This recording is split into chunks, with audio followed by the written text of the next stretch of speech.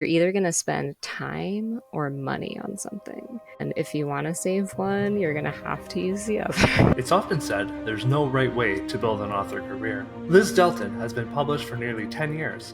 Over the course of that time, she's been both self-published and has worked with a publishing house. When my contract was coming up for renewal, I opted to take my rights back and publish myself, formed my own publishing imprint at that point. So I was ready to take the rights back.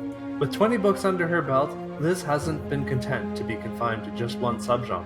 While many independent authors are sticking to one lane, Liz has been building a backlist of stories that spread over a variety of interests.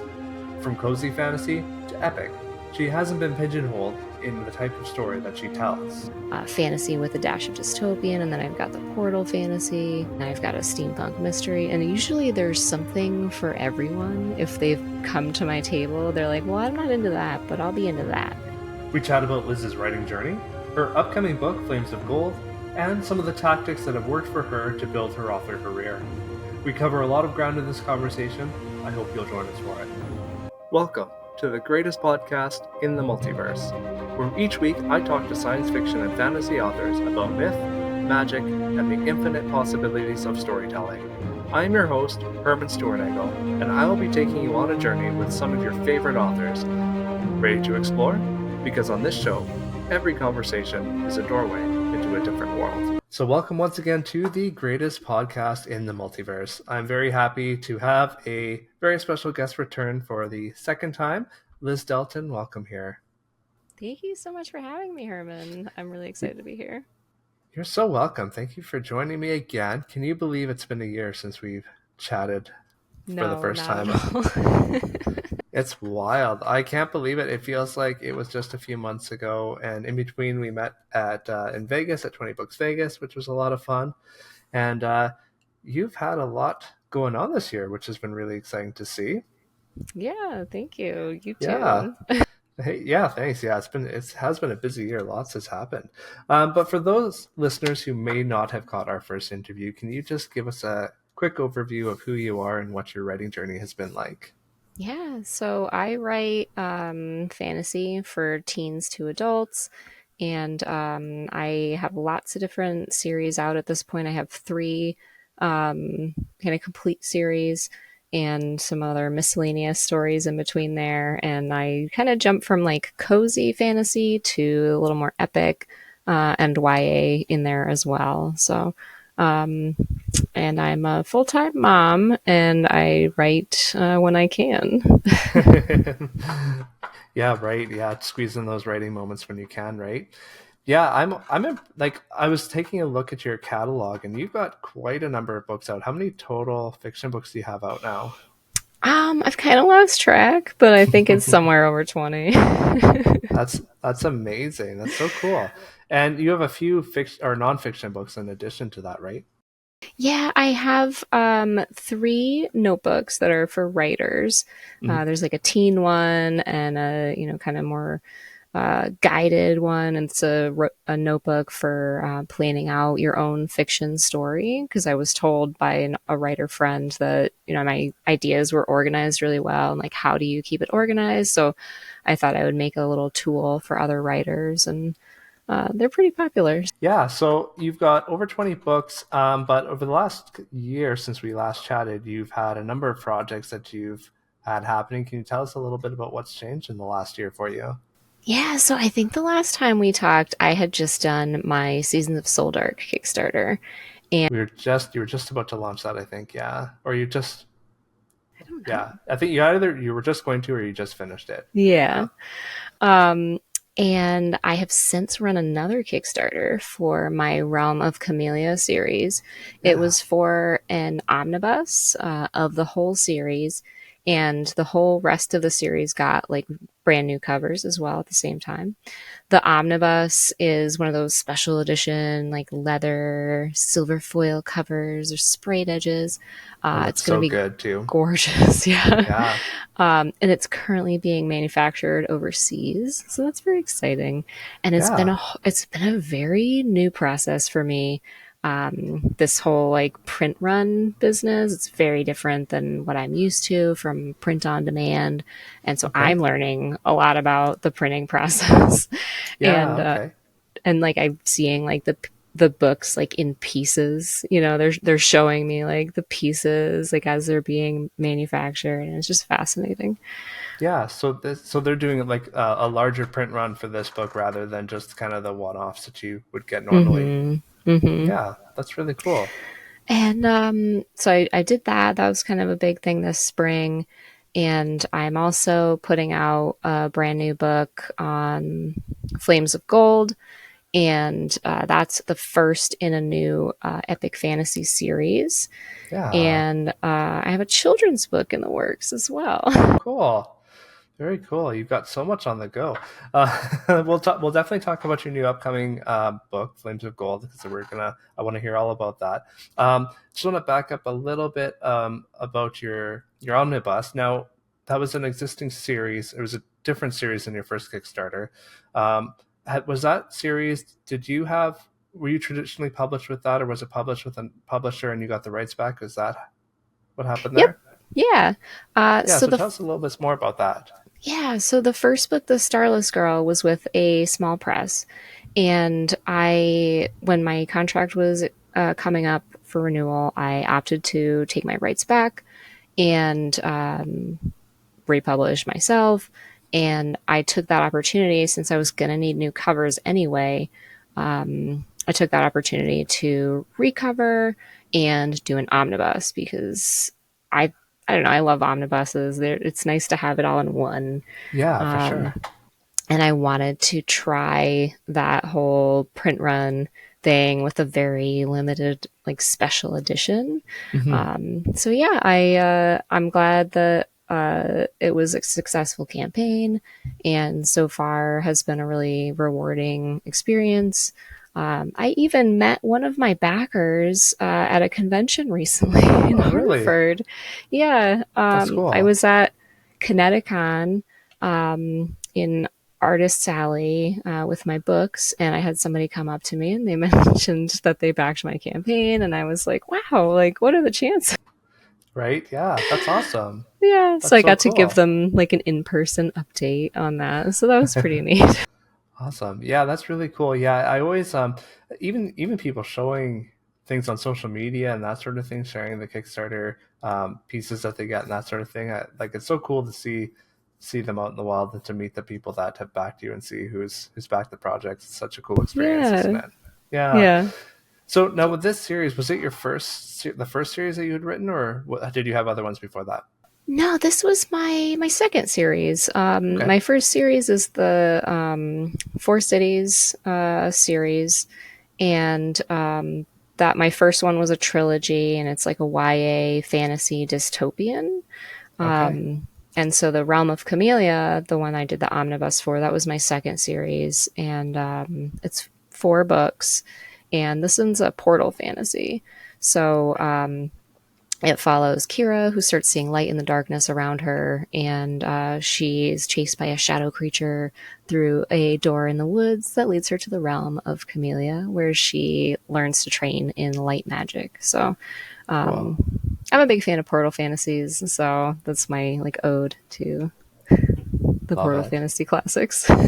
Yeah, I love it. Now you have some. I was looking at your website today. Are people able to still get your that omnibus edition on your website? Is that still up? Yeah, the special edition is you can pre-order still. There will be a limited amount. The Kickstarter was in April, but I'm still accepting pre-orders for the print run. But whatever was printed is going to be all that's ever made. So that's pretty exciting. So I'm gonna Yeah, number them, and it's gonna be neat. Yeah. that's cool. Yeah, it's such a different process than what we're normally used to, isn't it? Yeah. So, what was the experience like? I'm just curious. Like, you had it published with a small press, and you got your rights back. What was that transition like for you? How did that come about? How long did they have the rights for? What did that whole situation look like? Yeah, it was a pretty standard, in my opinion, contract. It was 5 years long, Okay. and I just knew it was coming up, and I was so familiar, like even more with indie publishing by the time it was coming up. I was like, yeah, this is, me. I want to do this now.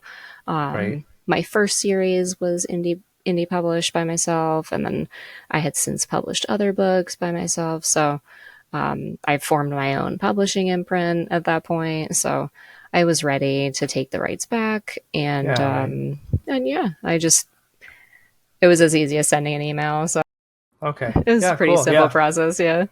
Yeah, cool. I've only been self-published, so I just wasn't sure what that process looked like. So I was just curious about that. Yeah. Yeah. Yeah, it was pretty simple. I sent an email and then I got a letter. So, in case, for example, on Amazon, when I republished the novels individually, I want to make sure that Amazon isn't going to come at me later and say, you don't have the rights to this. So, I made sure I Right. had documentation.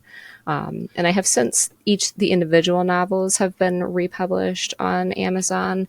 And I was even able to get them to transfer the reviews because they Oh, are the nice. same books, which is kind of, I was very glad because I had, like 100 reviews on The Starless Girl, which is book one.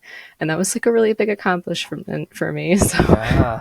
Yeah, and after 5 years too, that is a lot of reviews to lose. I mean, that's a long you've got a long history of that yeah. on the site there. Yeah.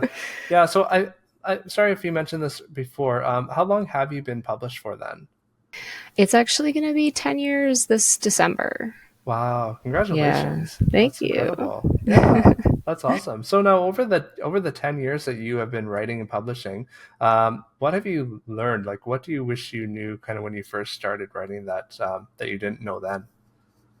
Um, I mean, I've learned a lot and I have taught myself a lot. And I think the biggest thing that stands out and like kind of comes up in any publishing conversation is that you're either going to spend time or money on something.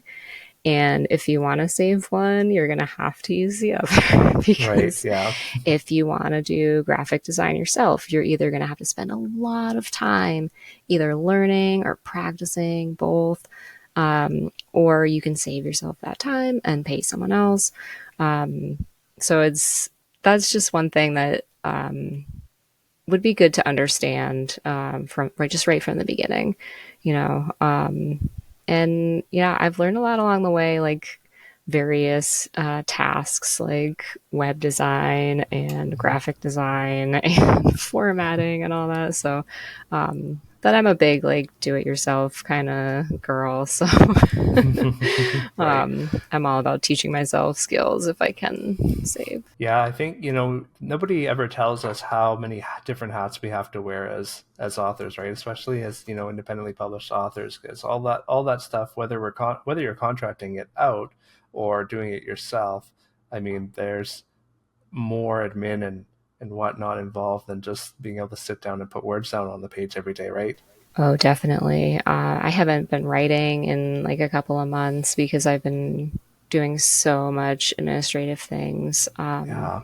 And that kind of reminds me at 20 books that we both went to. I went to one of the sessions, they mentioned making an organizational chart, which basically shows like all the job roles that you fulfill yourself. And I Hmm. I made one of those for myself after the conference, and it was like I had 20 different job roles, and Wow. like two of them were outsourced to other people, like an editor and the cover designer. Right. Wow. Oh, and my accountant. So three. Right. Yeah. But us authors are doing literally 20 other jobs. So it's just Yeah, crazy. so yeah, it is crazy, and it gets frustrating too, or at least I get frustrated. Like I think I was mentioning a little bit before we hit record that I hadn't been writing as much as I would have liked, and it's because I mean, I've been marketing my latest release. I've been trying to get my Kickstarter fulfilled and all that sort of thing that I know you're working on as well. Trying to get the audiobook sourced and all that sort of fun stuff, right? It's tough to squeeze in the time to get it all done. Yeah, definitely. And I do my writing in like kind of waves anyway. Like, I'll kind of commit to like, okay, I need to get it done by this time. and I'll spend those months like getting it done. So I kind of like forgive myself for the months where I'm like supposed to be doing other Yeah. things. Yeah. And then I actually feel like I write better in the winter, Oh, really? when it gets dark out earlier. And I don't know what it is, but I also read more in the winter. I think it's just something about being cozy. Right. Yeah, we're stuck, and you're stuck inside a bit more during the winter too, right? So it probably makes that a bit easier. Yeah, but that's a good question. I think we talked about this a little bit last time, but what does your writing process look like? Do you you write in waves, but how does that work for you? And are you a plotter, a pantser? What does that look like? I am mostly a pantser. I guess I could be a plantser if you want to split terms. I lately will do a very bare bones outline with kind of just stream of consciousness like outline where I'll just kind of do a couple of actions or things that happen in like a little bullet point chart. Um, if I do anything like stricter than like I can't do anything stricter than that. It's just not how I work. Right. And then I just start writing, and it generally goes off the rails, and I'm okay Yeah. with that. But yeah, I write like late at night usually because I Okay. mentioned I'm a full time mom, Yeah. and it's all quiet at night. Right. So I write late at night, and I just kind of sit down and write. And um, I'm not like forcing myself to write, but like if it's like the right time, I've got my cup of tea or whatever, I can just go. And I try not to do a lot of self editing these days, like while I'm supposed to be writing. Um, and for that reason, I write in Comic Sans. Oh, really? Okay. I don't. Have you heard of people like doing You that know on what? purpose for writing? I've I have heard in like kind of the background that that is a thing, but I've not heard the reason why. So if you want to tell us, that would be fantastic. Yeah. So what I've heard is the reason is it's a font that you don't want to look at. So you don't want to go back and wordsmith it. Hmm. Okay. And it also is a font that you don't take very seriously. So you're not like overthinking it. Hmm. And it just like flows really well for me. Okay. When I'm finished with the manuscript and I write the end, I like change it to like Courier New, get it nice and clean. And I Yeah. don't know, just I find that it works really well for me. And I definitely am not going back and like wordsmithing. I know before, definitely when I was writing the Realm of Camellia series, I would go back and like reread the whole chapter that Oh, I really? sat down to finish or Hmm. something. Hmm. And then I would get stuck like tweaking words and like making notes. Um, and now I just kind of like, I'll read the last couple of paragraphs and then I'll just be like, all right, here we go. Yeah, interesting. That's interesting. I've never really struggled with that myself. I find um, I go back and yeah, I go back and kind of read the last couple of paragraphs, like you said, and I mean, the red squiggly lines underneath, like misspelled words, sometimes get me. I have to go back and fix those, but other than that, I try not to go too deep in the weeds on edits during the writing process. But yeah, I've heard a couple people mention the Comic Sans trick, and I guess if that's something that people are getting stuck on, that's probably something to try at least. Yeah. Yeah, Yeah. definitely. Yeah. So now, over the course of 20 some odd books, have you found that your process has changed? Does it change like depending on the book you write, or have you kind of found now a process that you're kind of set in that works for you? It's changed a little bit, more just like refined. I definitely started off as a full on pantser. Hmm. Um, and now I do my loose plotting. And what I also do now is I will compile a bunch of notes before I do any writing of Okay. like, for example, the new book, Flames of Gold, I sat down and created a bunch of documents on my iPad for like the world building and politics and the characters, and nothing like super in like concrete or just kind of like various feelings that I had that they, were going to have, and like little descriptions and a lot of like kind of connections between various factions that I wanted to occur throughout the series. Okay. Just so I was starting with like the kind of environment Right.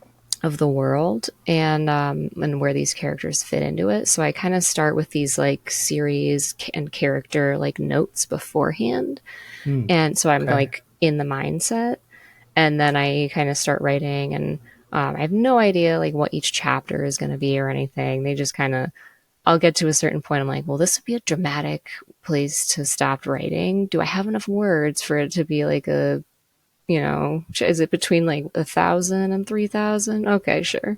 So I have definitely refined it more over the years, and yeah, I'm glad I've gotten faster at writing, at least in this way. Yeah, that's good. That yeah, I mean that's I guess the goal, right? When you're going through and trying to figure out what works best for you, and over the course of 20 books, I mean, I'm on my 11th now, and I feel like every book is still feels different to me. But you kind of, I mean, you're always trying things. You're always trying new things to see if you can improve that process, right? Or at least I am, and eventually I just kind of slide back into the groove of just writing it out. So yeah, yeah, Yeah, I recently wrote I guess it would be a novella.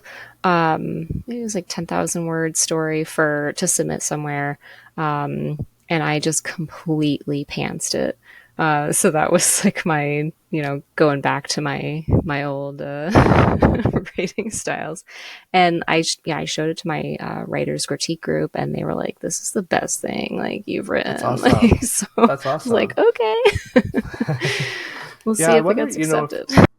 yeah, I wonder if there's something to be said of just, taking off the guardrails and just letting the muse kind of take over and being and just putting out the story that, your brain knows what it's doing and it just wants to put out this story. And I wonder if, sometimes we overthink things a little more than we need to. Yeah, I'm amazed by the people who can like plot out like each chapter or things like that. Because clearly like we have different brains, and I think it's amazing. I think it's just how everybody's brain works differently is pretty neat, that we can all do this, write a book, but we all do it in a different way. Yeah, and every person kind of has their own process and different way of doing it, right? Yeah, it is. So now, like speaking of different things and different ways of doing things, you have written, I mean, a lot of fantasy books, but they're all kind of spread over a wide, range of subgenres of fantasy. Um, you know, I guess what drives you to write different subgenres, and how do you decide what you're working on next? Yeah, I just started off writing what I wanted to write, and I wasn't really worried about, how to market them or if it might affect the algorithms or anything. I just didn't like know any better in the beginning. And at this point, it's kind of, I'm just embracing it, because, the readers who like my books, they've picked up, a bunch of different ones and they enjoy Nice. them. So that's Hmm. great. And it's also nice when I do in-person book signings. I'll explain each series. I've got the cozy fantasy with a dash of steampunk, which I see you have on your shelf, the Yeah. Mechanical Masquerade. So that's in Seasons of Soldark, and so I'll explain. Yeah, I've got that one. I've got the fantasy with a dash of dystopian, and then I've got the portal fantasy, and I've got a steampunk mystery. And usually there's something for everyone. If they've come to my table, they're like, "Well, I'm not into that, but I'll be into that." So Yeah. it's kind of nice to offer a variety when I'm meeting people in person. That's actually been very very useful. Hmm. And how I decide between what I'm going to write, I kind of just jump around. I do kind of like to switch it up between projects. So, like I was working on Flames of Gold. So then I switched, and I did that quick like novella, which was a cozy fantasy story. And I kind of like because it kind of is a good palate cleanser. And I've also been told that my cozy fantasy are good palate cleansers for people who are reading them. So if they've been reading something like dark and like epic or something, it's a nice like switch to the cozy, Right. which you probably have experienced with your cozy fantasy. It's a Yeah, nice definitely. like change. It is. Um, Yeah, like most, I mean, the rest of my books so far at least have been, dark dystopian, like kind of, yeah, definitely leaning towards the dystopian side of things and sci-fi. So they're a bit heavier. Yeah, going into a cozy fantasy was definitely a nice break and nice palate cleanser. And I think some of my readers feel the same. So, are there themes that are prevalent throughout your books that readers know what they're getting into, no matter what kind of subgenre they're picking up from you? I think I try and write like kind of clean fantasy, and one of the themes that is very heavy in the realm of Camellia series is finding light in the darkness. And in that series, it's literal because of the light and shadow magic. But I find that my other series are usually about, finding the right thing to do or finding the good and the bad. Seasons of Soul Dark is a lot about finding the good in the bad, or like making the best of things. So I try and do like an upbeat um, kind of overarching themes in my books. Right. Yeah. So like themes of hope and that sort of thing throughout. Yeah, I like that. Um, Now, do you have any advice for maybe some potential listeners who might be writing in different subgenres like you are for marketing? Because I know some of the common advice, especially for indie authors, is that stick to one subgenre, build a big backlist, and then you have readers read through. But what have you found that has worked for you, and what advice would you give? I think the best advice I can give is just be yourself, and the presence that you put out on social media is yourself or your author persona. It doesn't even have to be your own persona. We're all storytellers here, Right. and just kind of do your best. If you want to write in multiple genres, there are a couple ways people can do it. I debated pen names for a time, and I chose not to do that because it would create more work, and it is all me. So, and like these stories are all me. So, whether you want to read one series, you don't have to read the other ones. Um, the children's book, however, I decided to do under a pen name, Okay. just because it's kind of a whole different, very different genre. Yeah. I didn't necessarily want it popping up next to my, epic fantasy cover on, the internet for, people buying like, oh, why are these together? Yeah. Right. So I'm public about it. I'm only posting on my Liz Delton accounts. And on the book, on the back of the book, I say that, the book is by Liz Pange is the pen name. Um, and I say, this is the children's pen name of fantasy author Liz Delton. So Right. it's not a secret. And if they like it for their kids, maybe if they want to look up my other books, they're more than welcome to. So For sure, yeah, yeah. I think that definitely makes sense to keep those two separate. They, definitely a diverse enough audience that you probably don't want the crossover between them. yeah. Yeah, But yeah, any other writer, thinking about multiple genres, and there's a couple ways you can do it, and I think whatever works best for you, because not everyone has the energy to do multiple pen names. If you want to keep them completely separate, or not.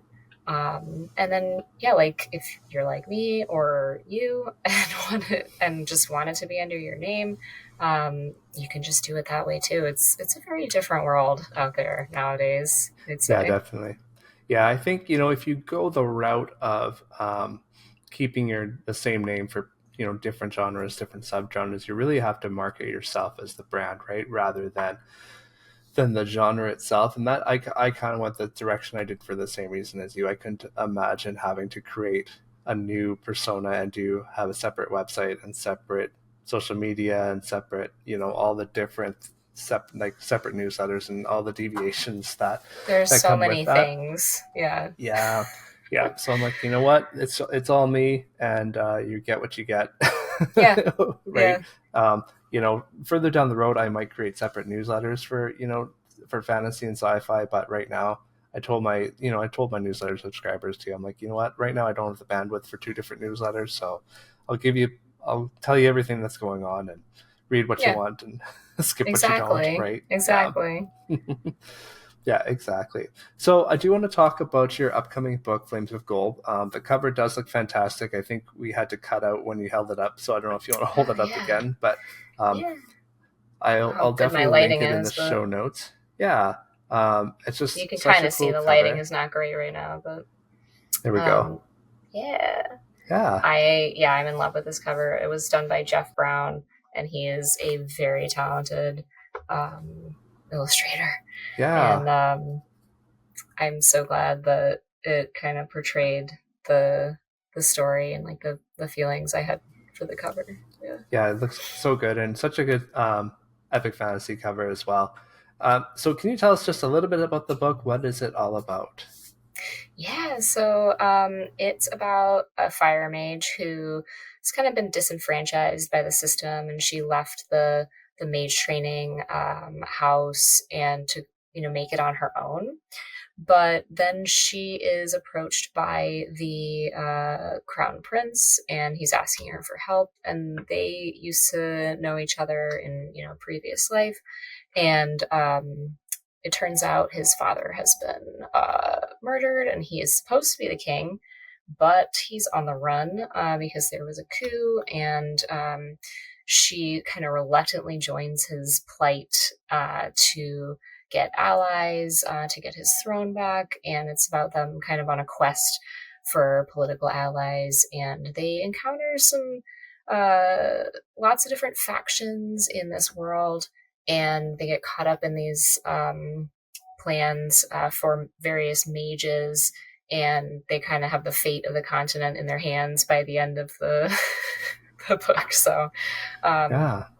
I really wanted to write some like an epic kind of quest story, and with different like political factions. So there's the mages, and the silver swords are kind of the ruthless kind of swordsman class in this world, and they are magically linked to their weapons through a mysterious ritual, and their weapons kind of give them power, and so, and depending on what type of weapon they have, it gives them different kind of powers. So if they have a sword, they're kind of more strong generally, or another character is linked to a dagger, and it makes them like very fast and like unseen. So just kind of powers like that, and it kind of enhances their abilities. And then there's a couple other, there's a dragonette, which is on the cover, which my art creators have been in love with. Um, and yeah, so there's a couple different factions. There's the dwarves get involved, and they've got some issues because they're also disenfranchised, much like the mages. And yeah, it's just going to be a fun Cool. planned trilogy. Okay. We'll see how it goes from there. Yeah, really cool. Yeah, that all sounds really exciting. Now, I want to delve into your magic system a little bit. So and if there's spoilers, then just feel free to not answer. But so the weapons that they use that are linked to magic, is it specific to the user, specific to the type of weapon, or to the weapon itself? It's specific to the user. So, like, the silver swords are linked to their specific weapon. Oh, okay. Um, and I can't tell you how they're linked to them, but they Yeah. so like if they lose their weapon, like it's not good. Okay. Um, and then there's the mages, who they're kind of what you might expect. They each have their own kind of power. So Fig, as I mentioned, is a fire mage, and her full name is Fairly, but someone gave her the nickname of Fig back in her training days, and it has stuck with her.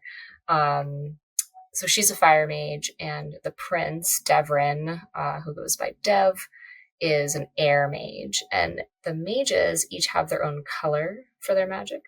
So Fig's fire is gold, and Dev's air magic is purple, which I thought was a nice royal color. Yeah. And but there's also some other types of mages in there, like there's a paper mage who Oh, can do pretty much anything with paper, okay. like including using it like as a weapon, but also she forges things for the like underbelly of the city. Nice. Okay. Um, and yeah, so a couple like kind of different mages like that, so not just the elements.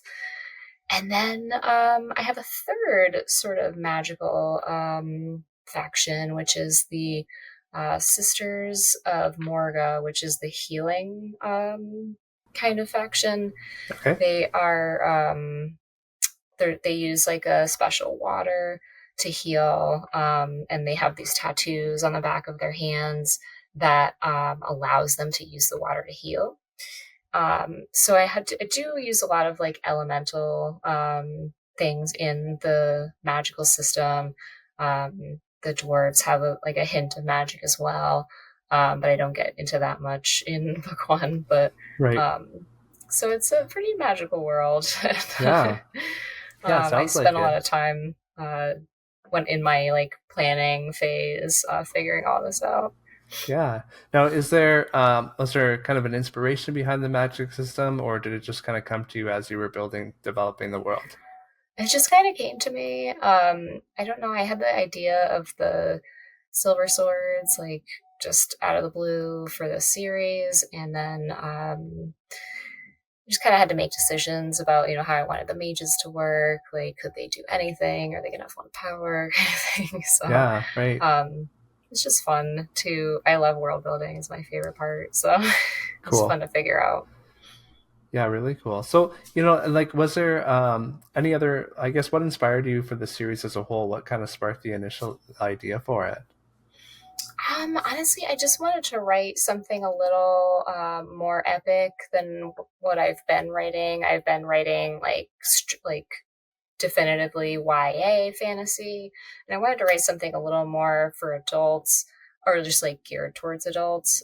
It is still falling under clean fantasy because that's just my kind of genre, and but I've had a lot of compliments from my writers group about it, and the ARC readers. The advanced reviews that have been coming in are very heartwarming for me. Nice. So Yeah, really cool. Now, are there any other epic fantasy authors that you've enjoyed that there maybe has kind of influenced the series at all, or whether like directly or indirectly? What can readers expect, I guess, as they go into reading? yeah, I honestly like. I'm not going to compare it to the Lord of the Rings and The Witcher, but I wanted to give a book those kind of vibes, quest, kind of strange magic, um, and things like that. So um, just like a more classic epic tale than what I usually write. Really cool. Yeah. Now, did you going into from kind of the more YA into more of an epic fantasy story? Was there anything that was difficult in that process for you? Not really. I think I was ready to move on because I was writing definitely like coming of age stories, and this one I kind of, maybe on purpose made it so that the mage was like, well, I've already quit my training, so I'm out in the real world here. Which all these coming of ages, young adult, like they're like, I'm going to the academy and like gonna train. Yeah. So I thought I would do something like very different from that. So she quit. She was disenfranchised by the system, which was kind of the king and the Silver Sword faction were kind of in charge of. So she's seen like the wrong side of the system and wanted to make it on her own. So Right. Yeah. Yeah. So just kind of just it seemed like the natural progression from what you had been Hmm. writing beforehand. Yeah, Yeah. really cool. Cool.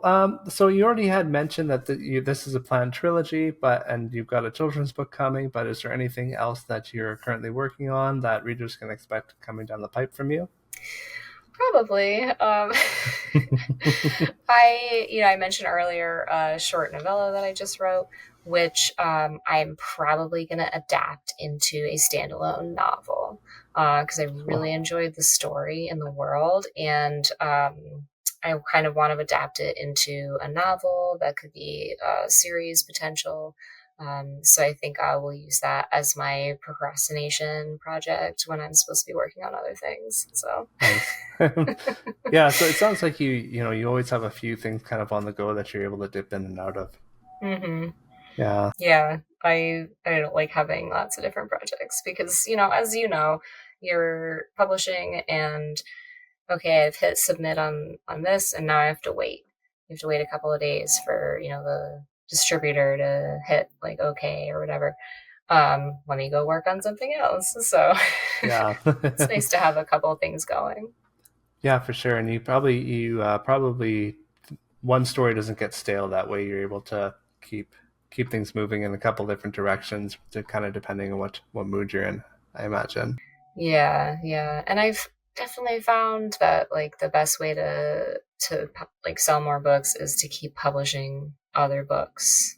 Especially I've been focusing on selling in person this year, and I do attend some of the same events every year.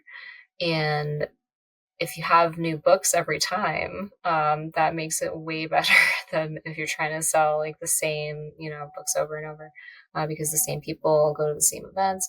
So like even online, your readers like want to see something new. And I like putting out new books. So Right. Yeah.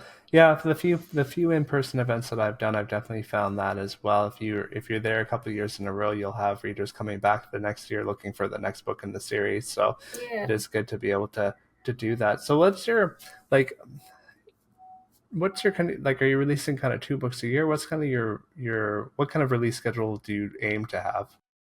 I also kind of pantsus, but this year I had planned on, I re-released the Realm of Camellia series, which was technically four books and a short story, Hmm. and so that's already happened. And then Flames of Gold and the children's book.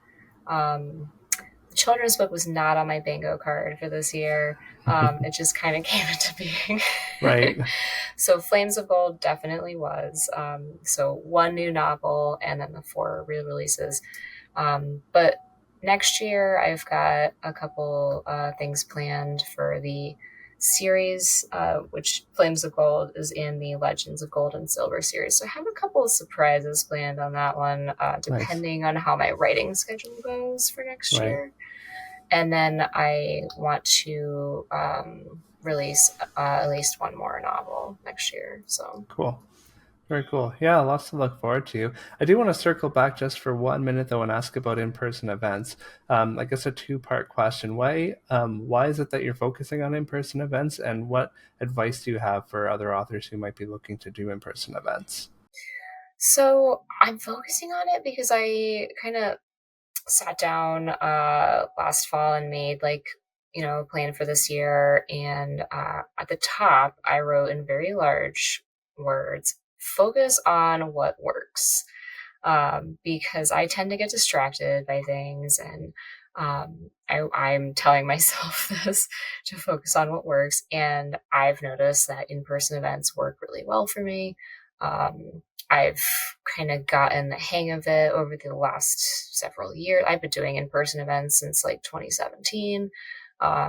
So I've got, lots of display stuff down pat. And I find that my covers basically attract the people that I want. Um, and so that's why I'm focusing on them. And because it's direct to the reader, which is why it works for me. I Right. get to talk to these people about, the books and, see their excitement firsthand. And I tell you, I love events where I hear somebody go, "Ooh, books, and they come over to me because those are good people. Yeah, for sure. and Yeah. and even if they don't like my books, it's still cool. Like we can still talk about other books too. I talked to somebody at my last event about Outlander for like 15 minutes. Um, and it's just nice to talk to book people. And Yeah. what was the Are there second part of certain your question? I'm yeah, sorry. well, I'll ask another question in between. But Okay. are there certain events that you find work better than others? Like I've done some like Comic Con events, but are there ones that have worked well for you? Recently, I had two really good events this year. One of them was Connecticon, which is like a pop culture convention here in Connecticut. And I think the reason for that is that post COVID, I felt like this was the first one that felt a little more normal. And so more people were attending, and they were just happy to be out and like experiencing, like, the cosplay was off the charts this year. Like 90% of the people walking through the dealer's room were in cosplay. Wow. And it was just, I'm like, is this how it always is here? I don't remember. I didn't think it was that much That's there a at that's a this. huge percentage of people in It cosplay. was Yeah, amazing. I think people are just excited to be out and about, for sure. in a more normal way. And the other event I did was it was at a brewery. It was like I think it was called an adult book fair Oh, at a interesting. brewery. And I feel like these have been happening a lot in Connecticut lately, and I'm here for it because it's Yeah. super fun. Hmm. And it was crazy. We just had like a line of people just going in to this room, and it was just like I sold out of. I think I had like two or three titles left, and Wow. it was like really random, like dregs of what I had left. It was crazy. That's So awesome. I think overall people are just excited to be like doing fun events this Yeah, year. for sure. That sounds really great. Yeah, yeah. The second part of my question before was, what advice do you have for other authors who might be looking to do in-person events? I think just kind of, if you can, like, study other people's setups. And I know you're in a lot of these kind of communities that I am. I see people asking for advice or like pictures of other people's setups. So if you're in any sort of community and you can ask for, what people's setups look like, or if you go to an event and kind of check people out, even just like scope out a craft fair and see how the crafters set up. Because I feel like I set up my table differently every time. It just kind of depends on how I'm feeling, like how I want it to look that day. Right. But I honestly have props for my table at this point. I've got fake plants, I've got lanterns, so I create like a whole vibe for my table. And then the book covers are really what sell themselves. So book covers are just as important as always, for that. And then my the two things that you need before you leave the house. You don't need the plants, you don't need the lanterns necessarily. You need your books and a way to take money. So Right. that is all you technically need. So you don't have to go crazy. Um, every time I get in my car, I'm like, all right, do I have my books? Do I have my change? Change and a card reader, really. But those are really technically all you need. And, as you do more events, you can kind of expand to see what works. Yeah. Um, Struggling with high overhead is something authors tend to do. I tend to do. So I'm careful now about going overboard with like swag for these kind of things. I order smaller amounts of like postcards and things like that. So, Yeah. Yeah. It's um, amazing how quickly things like postcards add up in a hurry, isn't it? yeah, Yeah. yeah, Yeah. You never would think that that would be what you're spending, your revenue on, but it eats that up in a hurry. I've I definitely found that know. for different things. Yeah. And I'm very careful about putting my book covers on promotional materials now because I have changed them multiple times. And Right. then I'm like, well, now I hate these and I need to throw them away. Yeah. Yeah, definitely things to think about there. Yeah, I changed my first series. I've changed those covers. Luckily, I hadn't printed them on too many things. I think maybe a bookmark, but yeah, nothing too extensive yet on that one. Yeah. Yeah, cool. So, Liz, this is the greatest podcast in the multiverse. You've answered this question once before, but if you have a different answer, that's great. I don't remember what you told me last time, so if you give me the same one, I won't know, but maybe our listeners will remember.